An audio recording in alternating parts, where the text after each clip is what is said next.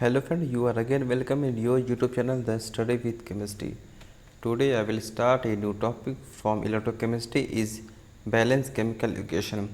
जैसे कि last class में हमने आपको ये बता रखा था कि ऑक्सीडेशन नंबर फाइंड कैसे करते हैं और उसके साथ ही साथ रिडॉक्स रिएक्शन क्या होते हैं। तो आज हम देखेंगे कि रिडॉक्स रिएक्शन को हम बैलेंस कैसे करते हैं, क्योंकि इलेक्ट्रोकेमिस्ट्री में रिडॉक्स रिएक्शन की बैलेंसिंग बहुत ही इंपॉर्टेंट है और बोर्ड एग्जामिनेशन पर्पज़ से इससे एक न एक क्वेश्चन हमेशा आते हैं। तो आज के टॉपिक में हम ये देखेंगे कि किसी भी केमिकल रिएक्शन को हम बैलेंस कैसे करते हैं। तो रिडॉक्स रिएक्शन को बैलेंसिंग करने के बेसिकली दो मेथड होते हैं, ठीक। तो फर्स्ट मेथड को हम देखेंगे जिसे कहते हैं आयन इलेक्ट्रॉन मेथड और सेकेंड मेथड को कहते हैं ऑक्सीडेशन नंबर मेथड। तो आज की क्लास में हम देखेंगे कि आयन इलेक्ट्रॉन मेथड से हम रिडॉक्स रिएक्शन को कैसे बैलेंस करते हैं।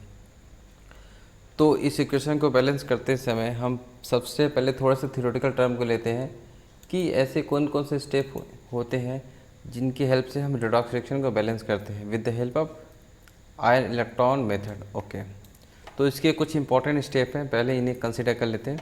देखिए, फर्स्ट स्टेप हम करते क्या है कि जो एक कंबाइंड रिएक्शन मिलेगा, जैसे कि ए प्लस बी सपोज करें सी प्लस डी, तो इस रिडॉक्स रिएक्शन की हेल्प से हम दो हाफ सेल रिएक्शन बनाते हैं, जिससे कि हम फर्स्ट को कहेंगे oxidation half cell reaction and second को कहेंगे रिडक्शन हाफ सेल रिएक्शन, ठीक।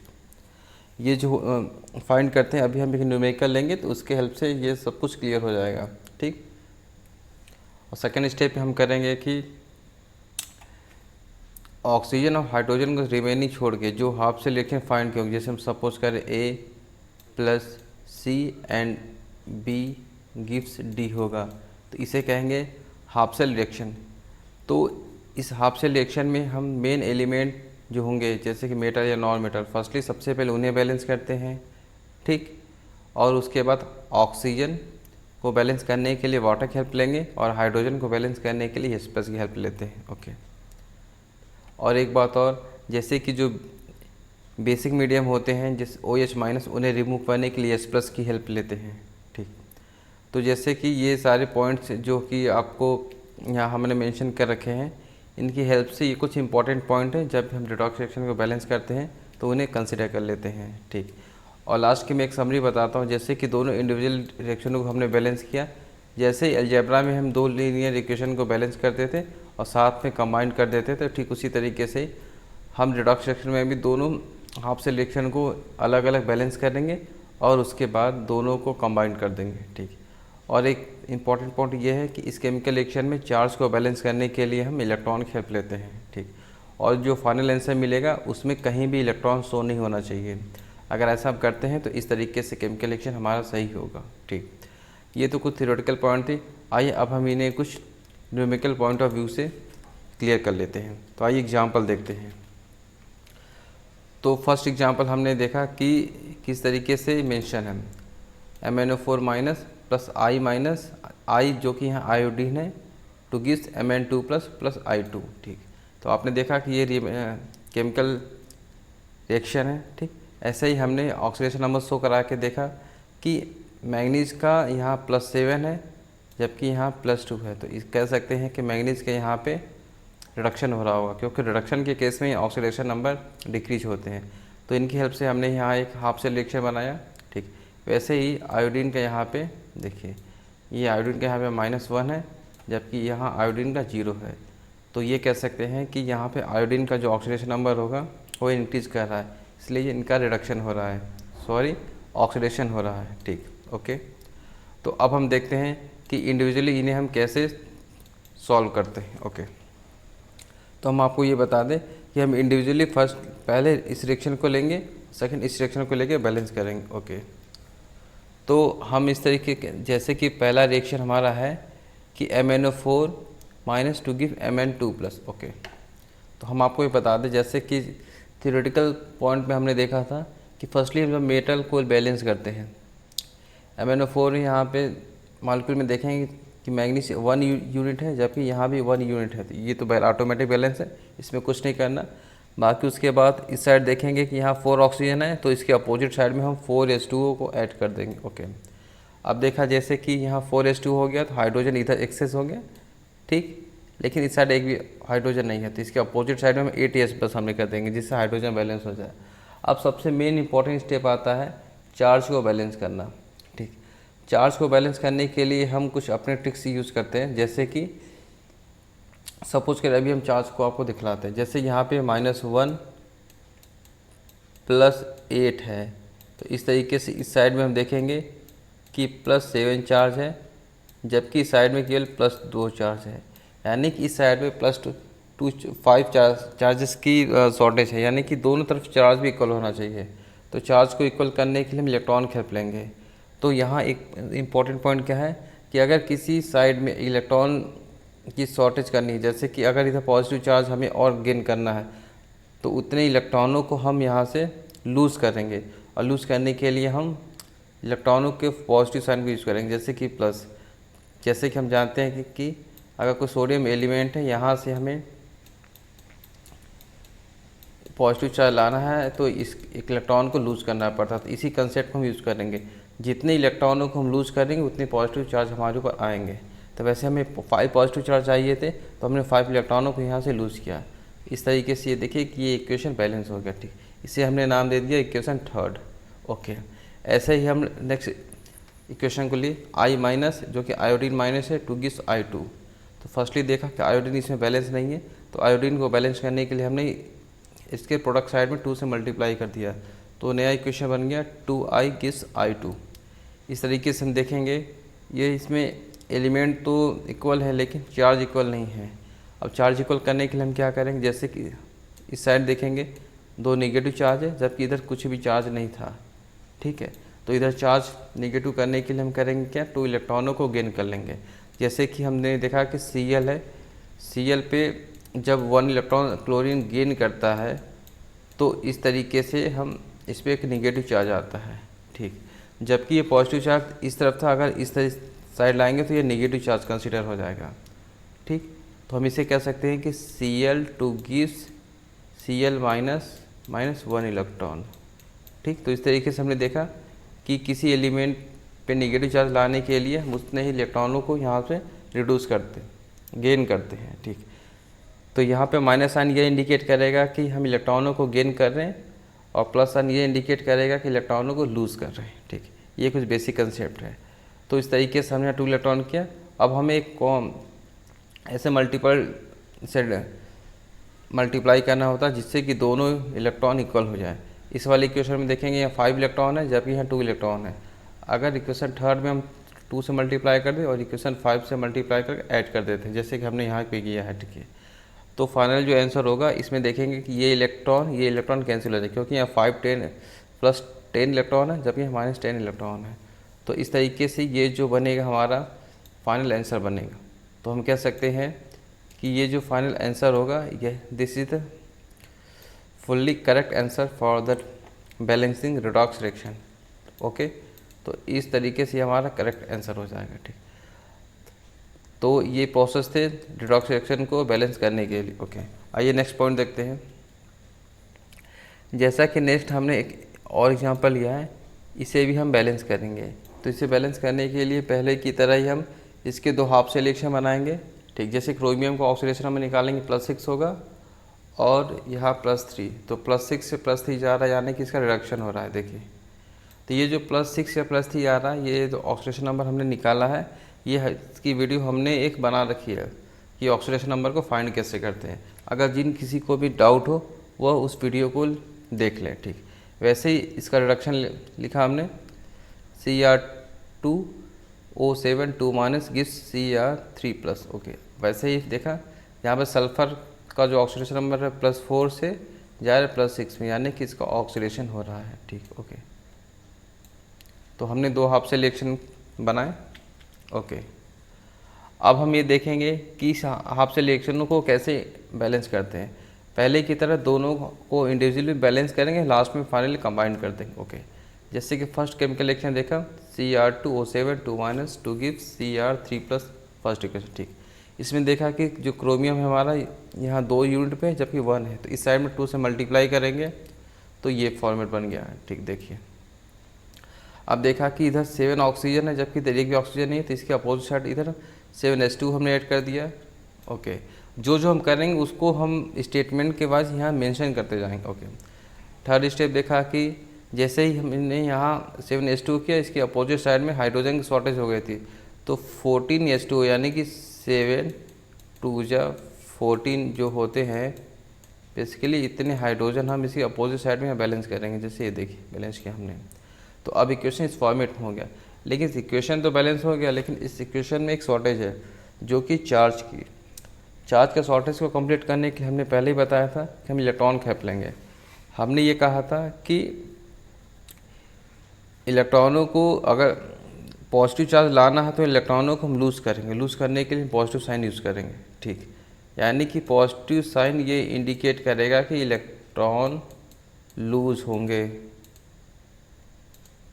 ठीक, और नेगेटिव साइन ये मेंशन करेगा कि इलेक्ट्रॉन हमारे बेसिकली गेन होंगे। ठीक, ओके, तो अब हम चार्ज देखेंगे। इधर ये -2 और साथ ही साथ ये +12 है, तो इस तरीके से जो रिजल्टिंग चार्ज होगा +12 होगा। ठीक, जबकि इधर जो चार्ज होगा ये +6 होगा। तो इस वाले साइड में हमें +6 चार्ज और चाहिए, तो +6 चार्ज आने के लिए हम +6 इलेक्ट्रॉनों को इधर से लूज़ कर देंगे। देखिए ये हमने किया, तो लूज़ करने से इधर 6 पॉजिटिव चार्ज और आ गए। पॉजिटिव चार्ज कैसे आए ये हमने आपको बता रखा है। जैसे हमने पहले कहा कि सोडियम एलिमेंट है, तो सोडियम पे पॉजिटिव चार्ज कब आएगा? जब सोडियम एलिमेंट उतने इलेक्ट्रॉनों को लूज़ करेगा। तो इलेक्ट्रॉनों को जितने इलेक्ट्रॉन लूज़ होंगे उतने ही पॉजिटिव चार्ज आएंगे। तो इस तरीके से हमने देखा कि इस पे कितने पॉजिटिव चार्ज आए। तो अगर 6 पॉजिटिव चार्ज चाहिए तो 6 इलेक्ट्रॉनों को हम यहाँ से लूज़ करेंगे। इस तरीके से यहाँ हमने इसे मैनेज किया। अब नेक्स्ट स्टेप में हमने देखा SO3 2- टू गिव SO4 2-। तो इस इक्वेशन में हम पहले इक्वेशन की तरह इसे हम बैलेंस करेंगे। ठीक है, ओके। जैसे कि हमने कहा कि ये जो SO3 2- है प्लस S2O। ठीक, तो यहाँ पर जितने S2O थे उसके अपोजिट साइड में उतनी S2O रखेंगे। अब देखें कि जो सल्फ़र भी बैलेंस है और ऑक्सीजन बैलेंस है, लेकिन हाइड्रोजन शॉर्टेज है। तो जितने हाइड्रोजन इधर है उतने ही हाइड्रोजन इधर S+ कर देंगे। ठीक, जैसे कि हमने 2S+ कर दिया। अब इस तरीके से तो ये इक्वेशन बैलेंस है, लेकिन चार्ज बैलेंस नहीं है। तो चार्ज को बैलेंस करने के लिए हम क्या करेंगे? देखिए इधर 2 नेगेटिव चार्ज है, जबकि इस साइड में कितने हैं?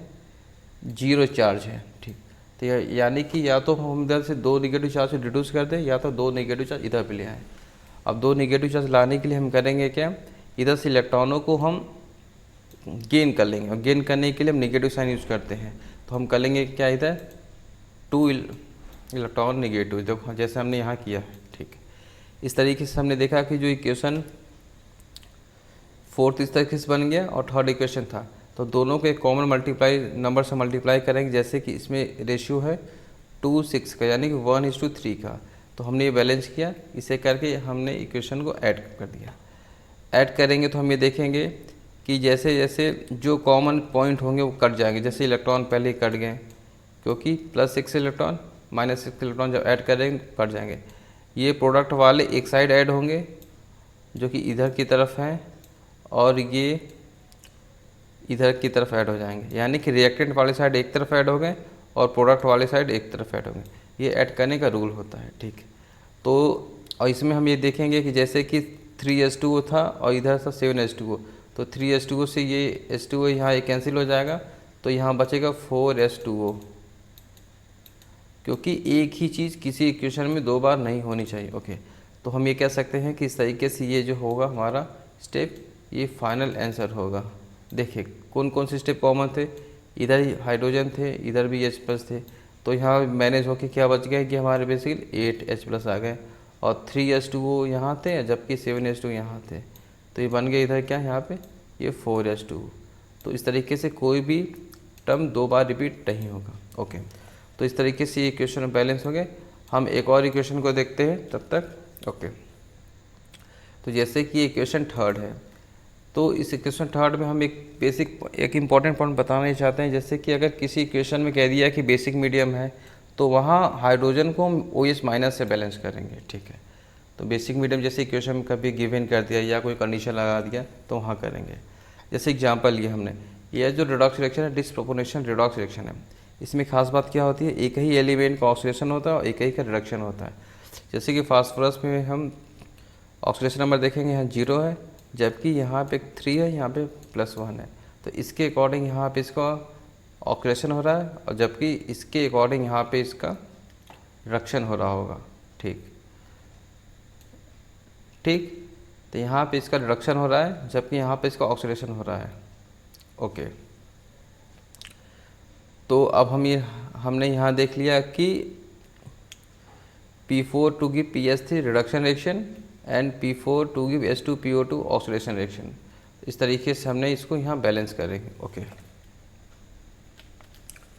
तो फर्स्ट स्टेप हमने इसकी ये देखेंगे कि बाकी की तरह हम सिंगल स्टेप लेके मतलब 1-1 हाफ रिएक्शन लाएंगे, दोनों को ऐड करके फिर कंबाइन करेंगे।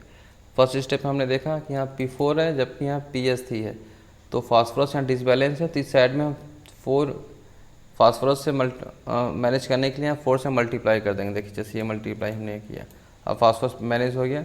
लेकिन हाइड्रोजन डिसबैलेंस है, हाइड्रोजन को मैनेज करने के लिए हम 12H+ इधर मैनेज कर दिए। देखिए क्योंकि 4 × 3 मिलके हो जाते हैं 12 हाइड्रोजन, ठीक। लेकिन ये कि बेसिक मीडियम की बात कर रहा है, तो एसिडिक मीडियम मुझे नहीं होना चाहिए, इसलिए एसिडिक मीडियम को रिमूव करने के लिए हम H+